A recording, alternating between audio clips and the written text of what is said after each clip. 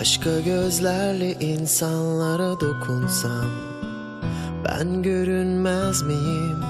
Aynı dillerde konuşsam yetmez mi? Kendi hikayemi yazmaya çalışsam ben yenilmez miyim? Hiç değilse korkmam yalnızlıktan. Kapat gözlerini, seni görenler dağılsın.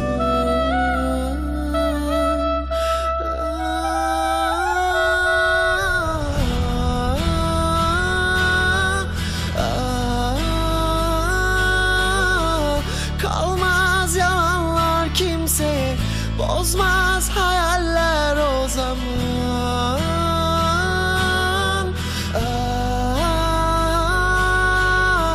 Hala umudum yanımda.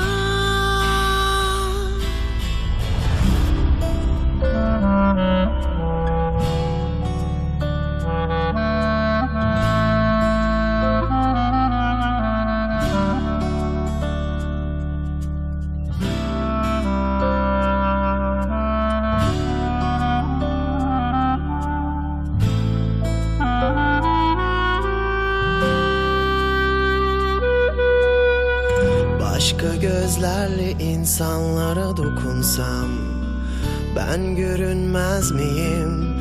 Aynı dillerde konuşsam yetmez mi? Kendi hikayemi yazmaya çalışsam ben yenilmez miyim? Hiç değilse korkmam yalnızlıktan.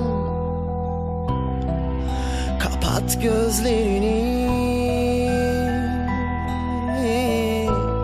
seni görenler dağılsın.